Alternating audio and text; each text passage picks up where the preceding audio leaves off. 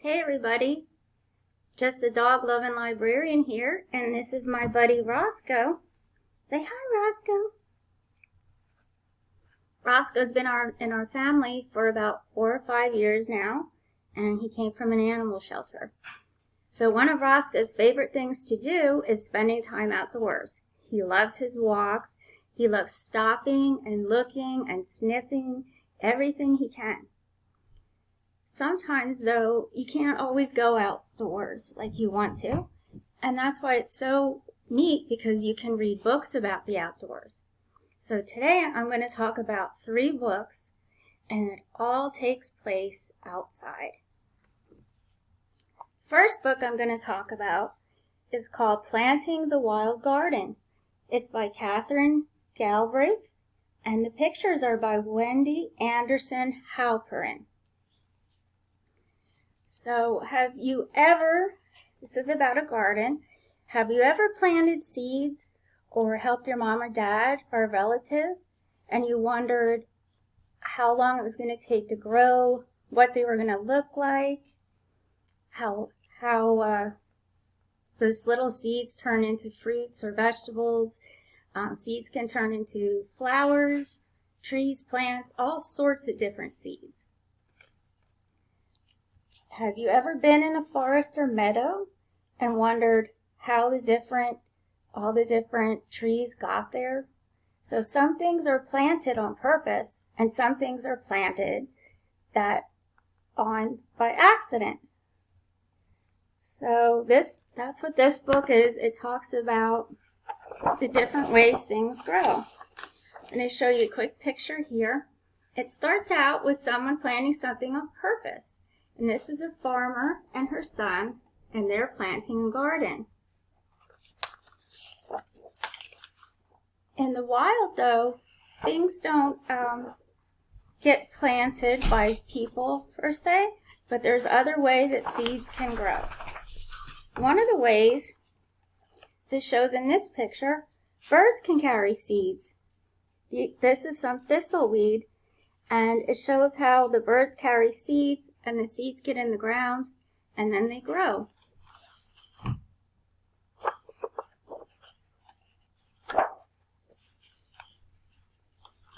Another way that seeds can travel is actually in the water, in the streams. Here it shows fish and the water, and seeds can get to the bank of the river on the sides, and they can grow that way.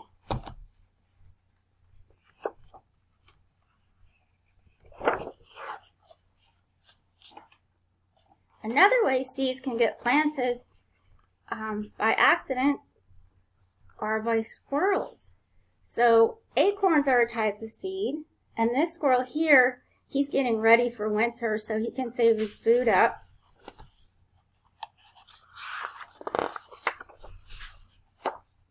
And later on in the winter, the squirrel remembers where he put the acorn. And acorns can sometimes grow into big oak trees. This book talks about a lot of different ways that seeds can travel and how things come about and grow.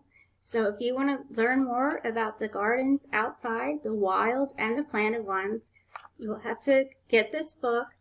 Try to find it at your local library. If your local library doesn't have it, you can always ask the librarian about the interlibrary loan, and they might be able to borrow it from another library for you. The next book I'm going to talk about is called The Hike. This is a story about 3 girls named Elle, Bren, and Hattie, and they have a dog named Bean. So one day they decide they want to go on a hike. So they get their things all ready that they want to take. And they're all excited. So they start out the hike by running. So they start out running and running and running. And then they find some berry bushes. So when they find the berry bushes, they kind of take a break and slow down. And they try some of the berries.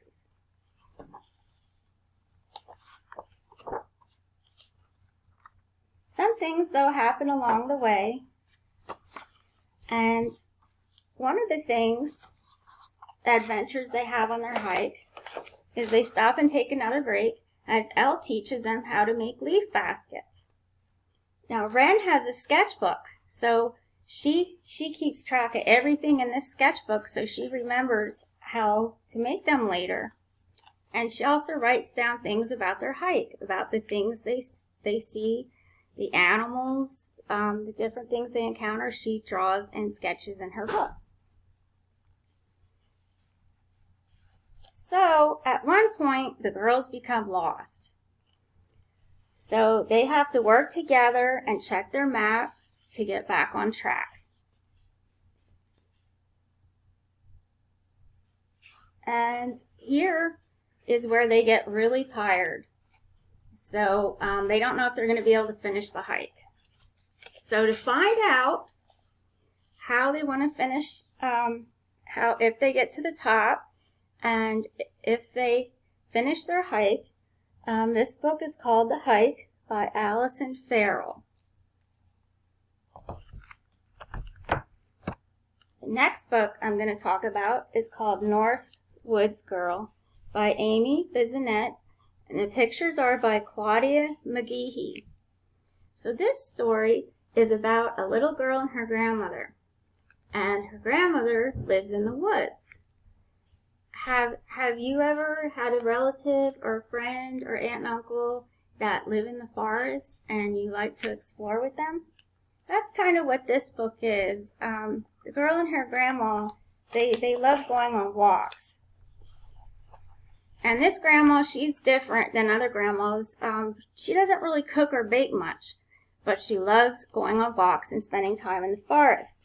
And here, she's getting her walking stick ready and her flannel shirt and her boots on, and the little girl's running to catch up with her grandma because she's really excited because she knows they're going to go explore outside. One of the very special places they love is to sit by the pond, and here's a picture of her and her grandma, and they're sitting on the log that her grandpa actually got out of the woods and rolled out for them, so they could sit there and listen to the frogs and watch the ducks, just kind of enjoy nature and listen to the sounds and watch all around them. Now, where her grandma lives, it's when wintertime comes, they get snow. So this is a walk that they take at night, and you can see the great pictures. The snow kind of transforms the forest into a winter wonderland. And she loves to go exploring with her grandma. And they get to see animals and things that come out only at night. Find out what other adventures she and her grandmother have to get the book. Again, you can find it at your local library or a bookstore.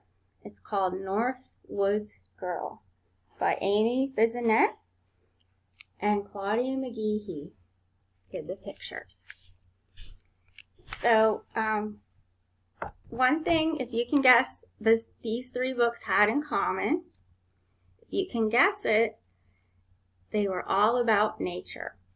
So if you love the outdoors and you love exploring and you love learning about everything that's outside, you'll have to try to get these three books at your library. Thanks for listening.